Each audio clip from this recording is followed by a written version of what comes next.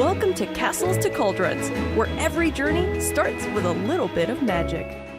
Well, welcome to episode 9 of Castles to Cauldrons. I'm Jason Davis, your host today. I'm here with Terry and Micah as Rachel is under the weather a little bit with her and her families. Hope they get better soon. We've got some really cool news today that we're going to start out with. I don't know if it's cool so much as a Muppet fan. Yesterday, Disney announced the location for the new Monsters land that's going to be based off Monsters, Inc. and that whole property. And it's going to take over Muppets.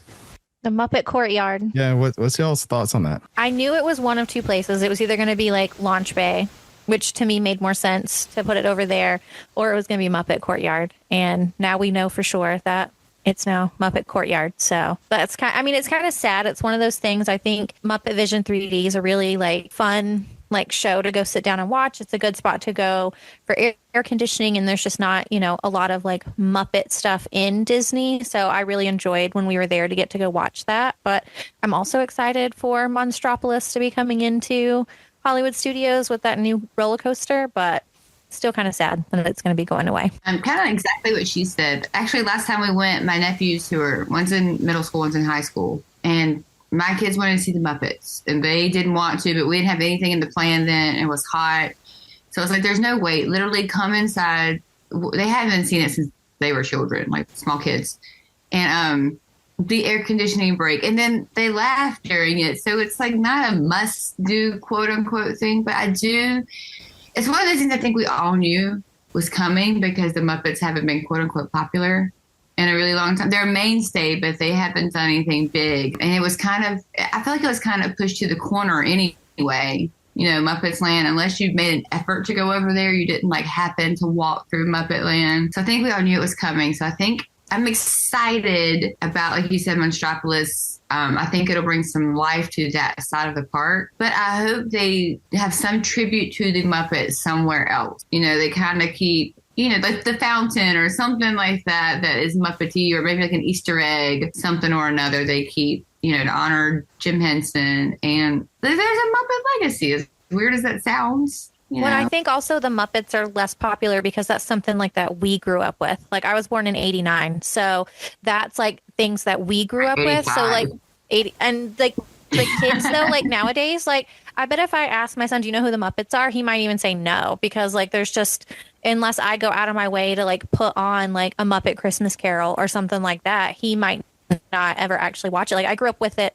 What was the cartoon show? Was it the Muppet Babies? Muppet Babies. Where they were in the daycare and stuff. The Muppet Babies. I loved that growing up. But again, that's what we grew up with, as millennials. That's what we grew up watching. The kids nowadays, it's not as popular. You're right, Terry. That's just not as.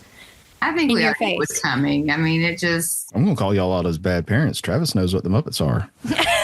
Well, my kids, today, I was they want to watch a Christmas movie. So we were on Disney Plus, and I suggested a Muppets Christmas Carol. And they were both oh, no. And I was like, what do you mean no? That's a good movie. But like you said, there's just no familiarity with it. We watched Muppets Now for about an hour the other day when Travis was homesick. He got to watch Kermit and Ralph and Gonzo, and he loved it. He was laughing and everything like that. So when this announcement was made, I quickly pulled the trigger on buying our Jollywood tickets so that we can have that time to at least get him to see Muppet Vision 3D at least one time. He will probably never remember it, but he gets to see it in the original location that it's at if it ever comes to another location. I will say that the Henson Studio and Disney both said they want to do something with the movie, whether it's putting it somewhere where we can watch it on a regular basis or somewhere else in the theme park. We don't know. I would like to see it on Disney Plus just to be able to kind of watch it at least whenever you wanted to. And maybe that brings traction because Disney Plus controls a lot of what is getting put into theme parks nowadays. Well, I think they should take out Country Bear Jamboree and move it over there because I hate Country Bear Jamboree. So they should just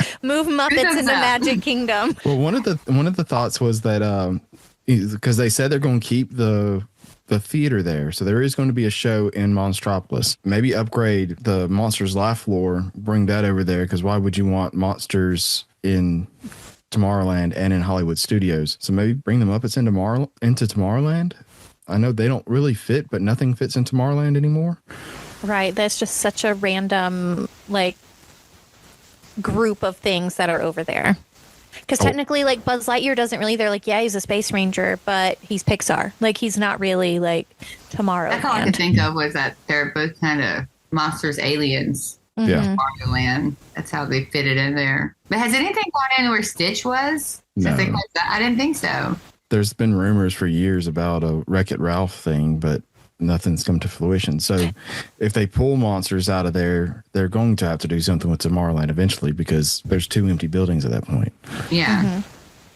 And nothing, like you said, besides maybe Space Mountain, there's nothing there that's really Tomorrowland. I mean, Tron makes sense because it's very futuristic, computery type stuff. Well, and like you said, with the auditorium, you know, one thing Disney World does need are like places to stop and like have some air conditioning. I mean, they might not be the most popular quote unquote rides or attractions, but you know, the Frozen sing along, where they had Little Mermaid, you know, the Muppet Theater, those were all good things that no one was like clamoring quote unquote to get to. But in the middle of the day when it's 100 degrees outside and you've been up since 7 a.m. pounding pavement, you know, anyone's willing to go sit in air conditioning for 15, 20 minutes. And because it's Disney, it's not going to be a bad show. You know, it's always going to be entertaining. So I'm glad they're not getting rid of the theater aspect of it. So, and I think they keep some of the little details, you know, like the key under the rug or something like that, just to kind of homage to what was there. Like they did with Winnie the Pooh with Mr. Toad handing the deed over to Owl or Rabbit or whoever it is on the picture. What about Pizza Rizzo? Was that one of y'all's favorite places I have to say I've never eaten there ever. Never eaten there because I've always heard it's horrible from online and people in real life that I went with. So I never took the dive. We love it. You go upstairs to like the was it the wedding room or whatever it is, reception room? I've never been upstairs. I've only sat downstairs since it's Pizza Rizzo. When it was Pizza Planet, we ate upstairs once. But we knew it was bad pizza. It's kind of like going to Pizza Fari. You know, it's that same pizza. It's not great. But you walked in there knowing it's pizza. It's going to fill my stomach, and it's not a long wait. We'll go in there and grab it. I don't know what they'll do with that space, but I hope it's maybe a pizza place still. Like we went to Mama Melrose, and so sometimes we would get pizza there, but we get pizza or pasta or, you know, so since they're so close together, we just never went to Pizza Rizzo either. Yeah, I'm trying to figure out food for Monsters, Inc. Like, what are they going to do? Like, what kind of stuff are they going to have? There's a sushi restaurant in one of the movies, if I remember right, or like a Chinese restaurant. Yeah, you're right. Oh, the one where Mike takes, where he wants to go with his girlfriend. Yeah. Yeah, I don't remember what it's called, but yeah. Full disclosure, Monsters is not one of my favorite movies or franchises, so I've seen both movies at least once, and some of Monsters at Work. I do like the Monsters universe. Now, my argument though to keep Muppets there is that Muppets have monsters. I was gonna say they're like Sully is fuzzy like a Muppet, so you can kind of integrate them together a little bit. Maybe they can't. Maybe they shouldn't have to get rid of all the Muppet stuff, especially like Kermit and Miss Piggy and like. But you have Cookie Monster is Sesame Street. Yeah, that's completely. It's the same people who used to own it, but Sweetum's a big monster, and he runs through the theater during the thing. I haven't seen Muppet Vision in so long. I feel like I should plan a trip just to go before it closes down, just so I can be like, one more time, I've seen it. I did see a great thread that somebody posted on Facebook today in one of the not agent groups, but annual pass groups, and they were like, everybody needs to get together on the last day of Muppets at Baseline, grab a beer, and go sing Rainbow Connection as a toast to Muppets. I'm like, if that happens, I'm there. I will drive as fast as I can and be part of that. So Muppets, I'm disappointed Muppets is going to go Gonzo's Restrooms, Royal Flush, like all the little puns that they have in there. But I do agree, Terry, that it's been a time coming. They've slowly neglected everything. So, are you excited that they're moving to Rock and Roller Coaster though? Yes, I am, and I hope they do them justice. Like, did y'all watch the Electrical Mayhem show on Disney Plus? I haven't. Oh, come on. I think this is the problem. 2/3 of us here don't support Muppet propaganda. Don't go watch that show. That show is great because it goes back to the roots of Muppets. It has a lot of the cameos and stuff like that, and it's fun music and everything. They just did a great job with it, and I listen to it all the time. So seeing them as the band now for Rock and Roller Coaster that was also announced yesterday, they will replace Aerosmith. I think it's a good choice. Can I be honest that when you were texting us and said they're replacing it with Electrical Mayhem, I had to look that up because I didn't remember that it was the Muppets band. I was like, who is that? I don't even know. And then I was like, I've never heard of this oh, band it's before. the Muppets. I guess after this week, this is going to be a solo show. We don't have Muppet fans. I mean, I think Aerosmith is kind of out of the zeitgeist, and they've had, you know, in 2024, Steven Tyler has had some problematic things come out about him in the past and with younger girls. And I don't know what their contract was with Aerosmith or the record company when they created rock and roll, whether it's time for that to be up for renewal or they just decided not to or whatever. But I mean, whether they replaced them with the Muppets or whomever, I think replacing Aerosmith was a topical thing to do. Like, I don't have a problem with Aerosmith or, you know, listening to music, but I don't think like my nephew who's 16 really knows any Aerosmith. I mean, he knows like the hits, but as it resonated with my parents and a little bit more with me, now I think the next generation is like too far from it for it to be relevant anymore. It would almost have to be like a Nirvana to them, to what Aerosmith was to us, to make it relevant to them. Like that's classic rock to my nephew now, which is sad to say. So I think replacing Aerosmith on that ride is a good choice. And I think the Muppets, we'll see how it goes. I want to see what type of gags they're going to do or anything like that. You're obviously not going to launch into this ride with Rainbow Connection or something like that. You're going to come in with, you got to be a fast-paced song that they do. And I don't know of any real fast-paced things. So maybe it's just Animal hits a button by accident or something. Gonzo. Maybe there's like covers of different songs. Do they do that? They do that. So yeah, maybe they'll cover different, like you said, Animal will lead it all. I think they were going to want to try to do it as cheap as possible. So, I mean, it's Disney at this point. So they're going to try to do as many as original stuff they can that they have that they don't have to pay licensing fees for. Because at the end of the day, that's probably what it comes down to. They don't want to pay Aerosmith anymore. They don't want to pay, you know, the Jonas Brothers. That was a big rumor a few years ago to be the namesake of this coaster. They want to be able to just make money off of people going to ride it in the merchandise. Why not just plaster the Muppets on it and they don't have to pay anybody? Exactly. And it'll be easy to change like that first show, like where you're sitting there talking and they're like, oh, we're going to take you guys backstage. Like that'll be easy to put the Muppets in. And I just wonder how much of the actual inside of the ride they're going to change, like as you're going through, like, because they could use the exact same concept of you're trying to get to the show, you know, or whatever. So I just wonder how much they're actually going to do other than just like the sounds you hear. I will say though, I don't know how well a theme park roller coaster fits with the Muppets, even with the Mayhem. It's just like, okay, I'm excited to see what they're going to try to do. And I'll ride it because it's going to be the same ride at the end of the day, just a different soundtrack. If you don't like it, put some headphones on and go have fun listening to Aerosmith again. I wonder if they'll do like they do with Cosmic Rewind, where they'll have like different songs for you to get while you go. So it makes people want to ride it over and over to try and get the different songs. Because do they do that with Aerosmith? Yeah, it has different songs. I just feel like I haven't ridden, like the last couple of times that I've been with my son and he's too small to ride it. So we haven't been able to ride Rock and Roller Coaster. I don't say with the Muppets, like, when I think of Muppets, I think of Kermit and Miss Piggy before I think of like Animal and the band. So, you know, if someone hears Muppets Rock and Roller Coaster, they may be thinking like, how's Fozzie Bear, Kermit, and Gonzo? How is that going to work with like a rock and roll? Y'all probably don't even know the lead singer's name, do you? No. Beaker? No, I know it's not Beaker. Because the band's actually Dr. Teeth and the Electrical Mayhem. So Dr. Teeth is the keyboard player and he's the main singer. Dr. Teeth? Yeah. I think we figured out the problem right now. Yeah, y'all don't watch enough Muppets. I definitely watched them growing up, but not as an adult. Yeah, I love them.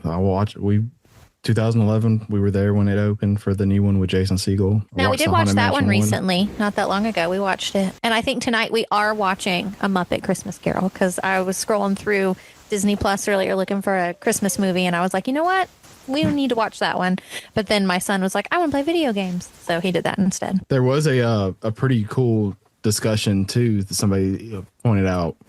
You know, when you go in a Pixar place, they kind of match the art that they have at Pixar Studios. So they flew in the same bricks and everything like that so it can match real well. They should do that for the arch at Rock and Roller Coaster for the Jim Henson. They should But because all that's being sold, so Jim Henson Studios has that Kermit the Frog up there and whatnot. Recreate that, right, as an entrance. That would make sense. You can get rid of the villains show that's going to be back there, and you can put the Muppet Show back there. So you have a small mini Muppets land and still please people like me. And for people like y'all who don't want to go see the Muppets, it's in a corner that y'all can forget about. So where are we putting Villains Land in? No, I was going to say that villain show should just go to Villains Land. That's going to be a Magic Kingdom. Like, why have it in two different places? It needs to go because, I mean, recently Disney also announced, like, the villains that it's going to be, like, based off of and kind of like what that story for the land's going to be. But it's like, why have a villain show in Hollywood Studios but Villain Land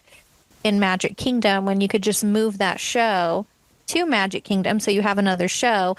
And like Jason said, just pretty much move Muppet Vision 3D or something similar to that into that old like theater that's back there for Lightning McQueen. I will say the only problem with my solution is that I think that's too big of a theater for a show like that, and that people will not go to Muppets, just like they don't go to Muppets now. Obviously, they're closing a land because people aren't going. If you say, okay, that's a bigger theater than what Muppet currently occupies, and we're going to move it over there, you're not doing anything for it. There are no dates for any of the Rock and Roller Coaster or Muppets closing. I do think we'll get a big hurrah for Muppets closing because there is such a fan base for Muppets. I don't know if Rockin' will get such a huge fanfare, but they'll probably close them at the same time. Ellen's Universe of Energy and Great Movie Ride type thing, get some crowds in, do that, and make some money. But I think we get that instead of a goodbye fanfare for the Dino Land stuff. All right, well, we'll take it to a commercial break right quick, and we'll be right back after this. Are you dreaming of your next adventure but overwhelmed by planning? Magical Travel has you covered. With over 22 years in the business, we specialize in Disney destinations, Universal Studios, cruise vacations, and all-inclusive resort getaways. Our services are 100% complimentary when you book a vacation package with one of our knowledgeable agents. Request a free quote to start the planning process at magicaltravel.com. Mention our podcast to be connected with one of our agents you're listening to if you like what you hear. All right, so for this week's episode, we wanted to kind of have some fun with Thanksgiving and what would our favorite Thanksgiving meal at Disney World be, but we want to do it progressive dinner style. So we're going to pick a restaurant we're going to eat at, but it won't necessarily be the menu from there. And then the appetizer, entree, and dessert will be from a different place, and a drink. And then we have also chosen for a guest, so we will pick a character to come join us for our Thanksgiving meal to help brighten the spirits for this wonderful Thanksgiving week. I was going to ask if we wanted to do any location instead of just a restaurant location.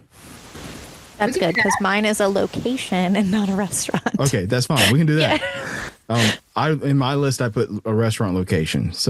But I had an idea. All right, Micah, why don't you go? We'll start with the location. Where are you going to have your Thanksgiving meal? The deck on the safari. Do you know what I'm talking about? When you're on the safari and where they do like they have like a meal there for people that do like the Wild Africa Trek.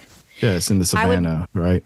Yeah, it's on the savannah. And when we were there, actually, there was a truck pulled up to that little area. I would love to have a table set up there and have my Thanksgiving meal overlooking the savannah so I could see the animals. That would be my spot. I would want to have my Thanksgiving meal at Disney. I like it. That's beautiful. I didn't even think about that one. I was like, okay, yeah. That's why my background is the Tree of Life. Well, I did think about it, but I was like, where inside could I look at animals? Yeah. Not even think of where outside could I see animals. And as soon as you said safari, I was like, I know where this is going. Like, yeah. I think you have one of the best places. All right, Terry, where is your dinner going to be? Mine isn't. I don't know if it's possible because I've never been up there that late. But can you see the fireworks from California Grill? Yes. Okay, because we've only been at like dusky. We've been out in time to go to the parks, these fireworks. So I would like to see fireworks from the inside of California Grill because it's a beautiful view of everything. It's great. We had our honeymoon when we went there. We ate one night and saw. It was Holiday Wishes. Oh. So, got to watch it from the balcony. And then when we took the youth group a few years later, we did the same thing, had firework view so we could watch the fireworks. So yes, you can do that. It is. For my location, I want to do Muppets but not really. Are you inside the theater? We're not going to have it at Pizza Rizzo? Yeah, no, that's my entree. It's a main course. Everything I have is Muppets. No, Terry actually took mine. California Grill was my top ones. See, this is why we picked multiples. Geyser Point will be mine then. If you haven't been, it's Wilderness Lodge's outdoor quick service restaurant / bar. You can see the fireworks from there and everything. It's great. It's beautiful. It's can be a little cold, but they have the heaters and everything. So that's where I want to have it. It's right there next to the lake. I think it's a perfect little venue. It'll be beautiful. I think Wilderness Lodge is just gorgeous anyway. So Oh, yeah. We've never stayed there, but that's where the men always want to stay. I want to stay there. Because of the price. And then they're like, maybe next time. Well, it's all, and for Christmas, like now they've started doing the Christmas tree in there before Thanksgiving. It used to be an after Thanksgiving thing. So you have all that element to it. It's beautiful. For appetizers, Terry, what are you going to start your meal off with? Mine is not technically an appetizer, but since it's an appetizer at a quick service, because I don't think it's a meal, maybe it is a meal, I want the barbecue mac and cheese from Flame Tree in Animal Kingdom. it's a solid choice. That's a solid choice. There are very few things I have to get every time I'm in a park, because, like, they're indulgences. Sometimes I'll get this or that, but that barbecue mac and cheese is fantastic. I've never had it, so I guess I'll have to add it to my list. Oh, it's so good. I don't like instant mac and cheese. Like, I'm a homemade mac and cheese person, and it's good. So I think that says a lot. And It's it brings it up a level when you have the barbecue on it with the barbecue sauce with the mac and cheese. It's so good. It's a whole meal. All right, Micah, what's yours? The strawberry soup from Grand Floridian. From 1900 Park Fair. It was so good. No, I mean, literally, I had 2 bowls of it while we were there. Like, it's right over men's head. Like, you said strawberry and soup, and they were like, what? It's cold. It's cold. It's almost like a strawberry smoothie, but like more liquidy. I don't know. If Carnival has something really similar with their strawberry soup, they have on cruise ships as well. But it was just so good. And especially if you add some whipped cream to it on top, it's almost like a dessert. But I don't know. We really liked it. Bethany loves it. I'm not a huge, I'll eat a strawberry every now and then. I'm just not a huge strawberry flavored person. So for me, I'm going to start with the Prospector's Cheddar Biscuits from Roundup Rodeo. Those are good. Yes. I'm not a huge appetizer person. I haven't been to Roundup Rodeo. No, it's good. It's not great food to me. It's good food, but the cheddar biscuits are where they're at. It's like going to Red Lobster and getting their cheddar biscuits. So this is my kids really like. Basic kind of kid food. Yeah. It's leveled up a little bit from basic kid food, but Yeah. not enough where it's like, oh, this Like, is... they think it's a little fancy You're right. because it's not a hot dog. The chicken has a little sauce on it or something like that. Yeah. But for an adult, it's not like you're eating like a hot dog. Yeah. I think overall the restaurant's a miss, besides for the biscuits. Micah, I'll let you start with entree because I want to see what y'all say first. Okay, mine is not from like inside a Disney park. It's actually the brisket from Polite Pig at Disney Springs. I mean, that counts. It's in a Disney. Mm-hmm. It is. But that brisket, like we went to Polite Pig twice while we were just there, like 2 different times. We went to Polite Pig. That brisket, it's like a coffee rub on it on the outside. It was so good. Just made me think of another dessert that I didn't put on here. Oh.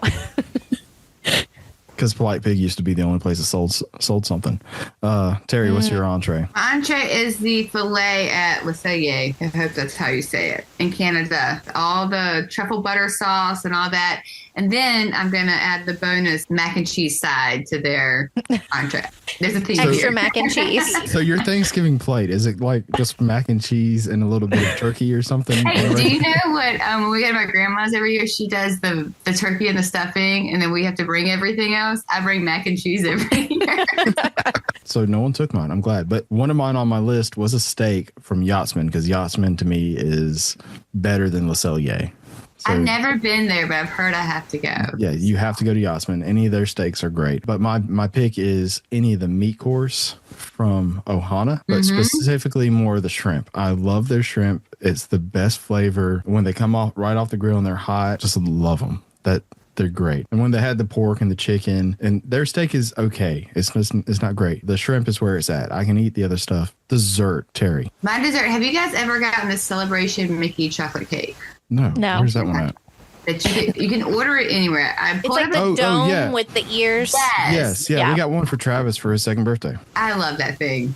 And I'm not a big fan of chocolate on chocolate. Usually I'm like a chocolate and peanut butter person because I don't like rich, dense chocolate. But that is the best chocolate cake I've ever had in my life. But it's so good and so decadent and I think I could not have it all the time. Just so you know, have you ever done Amatista's bakery?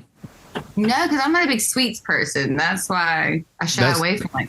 That's where those are like that's the same. They make the same cupcakes, but they're like little small cupcake type things.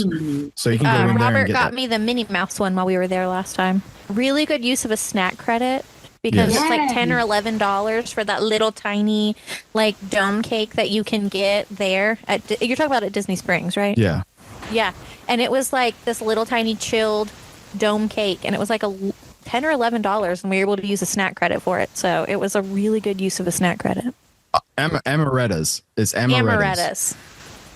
So Amatista's is a universal thing, and I knew I got it wrong as soon as it came out of my mouth. But it's over there by Walt Disney, in the Levi store. Mm-hmm. Okay. And Really it's close to Polite Pig.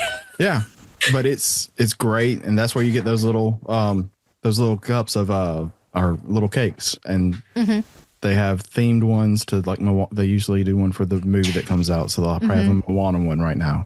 They were putting out all the holiday ones while we were there, so they were doing all the different ones, and then they have like the different ones for the characters. So they have like a Minnie one, a Mickey one, Donald. If I remember, Goofy was like chocolate and peanut butter was his flavor. Yes. Mm-hmm. So I wanted to try more of them, but we just didn't make it back to Disney Springs. Yeah. Like to do it again. So if you're ever craving one and you don't want to buy the big cake, right there. Well, they ordered it one year when Johanna for my birthday to surprise me, and now every year we kind of look for a reason to order one. Like, is someone's birthday relevant? Is there an anniversary that's relevant where we can order one ahead of time to have at dinner because everyone loves it? So, And you can get the big one too there too if you wanted that. But it's I the think big they have a snack size. class where you can make your own. Yes. My dessert, now that I'm thinking about it, I wouldn't have chosen it as my number one, but Gideon's was up there, which is what Polite Pig used to sell as an exclusive, and now they have their own bake shop. Oh, I didn't know that. I didn't know they sold the cookies there before it was in Disney Springs. Yeah, that was the only place to get them outside of this bake shop in Winter Haven or Winter Garden. My number one, though, is the chocolate cake from Steakhouse 71 because it is huge. I mean, it sits about that big, I guess. I know that does well on a non-video podcast. an oral podcast. on an audio only. So it's About the size of your head is about what the he size of your head. showed. And I have a big head. It's real chocolatey. Terry, you wouldn't like it then. And Bethany didn't like it too much because of how much chocolate's on it. It's got chocolate chips, it's chocolate frosting, moist chocolate cake. I mean, it's just, oh my God, it's so good. That's my dessert. My dessert would be the bread pudding from Ohana because I just think it's so good. And you don't have to go to Ohana to get it. You can get it. Isn't it at Kona Cafe or somewhere else you can also get it? Yeah. Or no, down at Captain Cook's at the quick service. I think. Can't you get it down there too, the bread pudding? It's one of the two. I haven't done it in a while. We didn't get to this last time. We were going to, but we were going to order at Captain Cook's before we went to Mickey's Very Merry, and like the window was out over an hour. We're like, no, we'll just get some food inside, like Magic Kingdom when we get there instead. But the Ohana bread pudding, it's so good. And it's good. I don't like bread pudding, and I really like that bread pudding. I'm like Terry. I'm not a huge bread pudding fan, but I think it's like coconut milk and things like that. It doesn't have that soggy bread feeling I feel like a lot of bread pudding has. And when they bring it out, it's nice and warm too, and with a big lump of ice cream on top. It always just makes it so much better. My drink will be the Night Blossom from the Avatar Land from Pandora. Dang it, I gotta get a new drink. That was the only drink I put down. So I was like, I wanted to make sure I get it. I let ladies first on all the other ones, so I wanted to make sure I got my alcohol. So yeah, I have Night another Blossom. That's one of my go-to every time I go in there. So I think, and they're so good too. They're just so good. They don't really taste alcohol-y. Like, no, that's the bad part. Yeah. All right, Micah, what's yours? Okay, well now I'm having to come up with a new one. I guess this one will be more specific to food and wine in a certain booth. But while we were at Epcot this last time, they had an Alani Sunrise at the Hawaii booth, and it was if I remember right, it was vodka with pineapple juice and grenadine. and also you could not taste alcohol in it, but it was strong because I was definitely feeling it by the end, but it was so good and just went down so smooth, and it was just, I don't know, tropical and fun. So I really enjoyed that drink. That sounds good. It does sound good. Now it makes me wish I was going to Epcot this And weekend. it had a really pretty little flower on it. I don't care about the flower. Yeah, I threw it away. I care about But it was a really flower. pretty flower. That was so me. All right, Terry, what's your drink? I had to look it up for the name of it. It's the Bloody Rancor with candied meat from Oga's Cantina. It's basically a Bloody Mary, but it had the big slice of bacon in it. And I had to put the description down because I do have the vodka and the Bloody Mary mix, but it's got like a chili liqueur in it. So, and I'm not a spicy drink person. So it was spicy without having that overwhelming. It was like, I like Bloody Marys because it's like a savory drink. Because, Oga's we go to, like, because you don't really eat there, so, but you get a snack or something. So anytime a drink comes with a snack, like a thick slice of bacon, I'm down for. But it was really Bacon's always a great choice. good. Yeah. I don't like bacon. Oh my God, what is wrong with you? My go-to there is the fuzzy tauntaun or the yub nub. Those two are my go-to. I've never tried them. I don't do well with Star Wars vernacular, so like all those were. I'm like, just tell me what the drink has in it, and I can remember what I had drink. Don't give me like the name of The it. names. It's I Star can't remember Wars, the man. names either. I think my husband got jet juice while we were there, and we thought it was going to be a bigger drink, and it was like this little tiny, almost like shot glass of a drink. It's the weirdest place to order from because you literally have no idea what you're getting the first time you go in there. It's so loud though. Like it was just so incredibly loud while we were there. And you also have to figure out that you're being sat with so many people that you don't know a lot of the times, unless you're going with a big group. We were at a booth, and half the booth was us, and the other half was one group, and then the two people on the stools were a different group of people. Yeah. Like, so there was 3 different groups of us sitting at the same table. I think I went to the one in Disneyland this past time, and there was 4 groups of like 2 people the entire time around. I'm like, holy crud. My kids like the drinks with the balls in them, little bubble. The boba balls, yeah. Yeah. And so, like, I'm double and triple checking the menu to make sure whatever they have doesn't have alcohol in it. Because, like I said, it's all in, like, Star Wars language. Yeah. Like, hold on. Just make sure that this is not. But I was really worried the first time when we walked in. Like you said, it's loud. And it's not like a sit with who you know situation. You can't really talk anyway because of the atmosphere and not being so into Star Wars as everyone else. But it's a really cool. Like, you don't stay in there long. Like, we stay like one drink long. It's not long. But it's a cool thing. It's as fully immersible as I feel like you can be in an environment as Disney goes. All right, Micah, what's your character that you want to join? Okay, I feel like I'm just so basic with this, but I'm going to say Mickey Mouse. Just because, like, Walt Disney created him and did everything. I just feel like he would have the best stories, and I could ask him so many things and learn so much stuff just about are we talking about like the character then in the park where it's just a masked character that can't talk? Or are we talking about the actual animated character? I don't know. I feel like it could be both. I took it as which The actual character in the park? Yeah, which sit down And I person. started overthinking it because I'm like, a masked character, all they're going to have to do is nod Yeah, so that's or not. that's the reason I picked the person I picked was because they can talk. Well, I can pick a different one. I mean, I'm just No, asking. I think that's great. You can Everyone ask else Mickey has- questions all day long, and he can nod or shake his head. Terry, what's yours? Who's Mine your is character? Gaston because Was that yours, Jason? Yes. well, I had the Micah problem. I thought of Tigger and I thought of Olaf, but I was like, oh, they're masked. They can't eat, first of all, and then like they would do yes or no, and or their little hand movements. So I was like, who could I talk to? I was like, Tinkerbell, but you don't want to eat next to Tinkerbell because I feel like she doesn't eat a lot, and she's a tiny person. It would make you feel bad about what you ate. So, and then none of the princesses. So then I had to start thinking. I was like, Gaston. I mean, as a female, he's gonna make you feel good about yourself because he's gonna make you want to At date no matter Disneyland, I what. did run into Gaston, and that was one of my favorite interactions I had the whole time I was at Disneyland. It was hilarious. But he's gonna eat.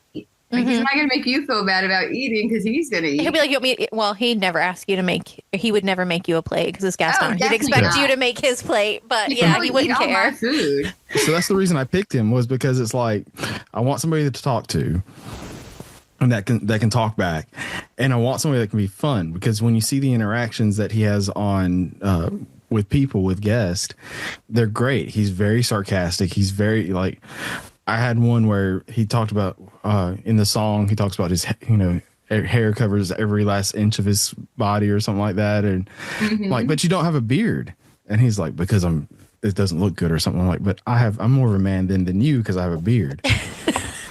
So he'd make it entertaining. That's why I picked him. Now we're making Jason have to think. Yeah, it hurts. Let's see. Me with the Night Blossom and him with Gaston. I'm trying to think of who else I thought of that was like Peter Pan, but you don't want to eat with Peter Pan. I probably just have to do Evil Queen. Like, she would be fun. But she'd be the same type, real snarky to you and everything like that. She probably won't eat a lot. What if she offered you an apple? I mean, I wouldn't eat it. I'm not Snow White. I guess if I had to pick a face character, I'd want Flynn Rider just because he's my favorite face character. That's a great choice. I didn't even think about that. And I wanted to name my dog Flynn Rider, but I got vetoed on that. Name. But I love Flynn Rider. And our interaction with him at Mickey's Very Merry Christmas Party, it was the best character interaction with him and Rapunzel. Like, they had these little tiny, like teeny tiny, like ducks.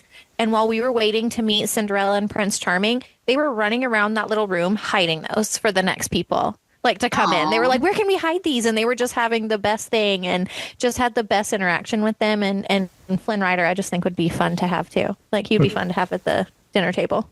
But now if we think about it, you go back to pre-COVID, you had Talking Mickey in the theater. You did. I also thought about Vader. Yeah, Darth Vader. Vader and Kylo, but then it was like the whole, well, they're wearing masks, and that's, I want interaction. Well, but Kylo takes us off in the movies. But not in the parks. Do we want to add anything else to our night of Thanksgiving? I'm glad no one said a turkey leg. Oh, yeah. From the theme park. I am so glad no one thing- mentioned a turkey leg. The one thing that's actually Thanksgiving. I didn't think of a turkey leg. They're so gross to me, though. They're horrible. I don't know why anyone would want to eat one, especially walking around Just walking around with this chunk of meat, just eating No it. one walks around eating with a turkey leg. Just, you could be the hottest person on earth. And eating You don't a look turkey good leg. eating No, a dang you turkey leg cannot with the look- grease dripping down your hand. Grease Ugh. dripping, like bristle hitting you in the face when you bite it down. Ew. That is so gross. I'm just glad no one said that. I was like, please don't let a turkey leg be one of our things. All right. Well, we want to thank you for taking your time today to listen to us talk about all this randomness that we had today. If you ever want to plan a Disney, Universal, or family vacation, you can go to www.magicaltravel.com and you can request any of us or any of our great agents from Magical Travel. If you have time, please leave a review and share the podcast with your family and friends. If you have any input on anything, we'd love to hear back from you about it. Maybe what would your Thanksgiving dinner be like? Until then, we'll see you on the next show.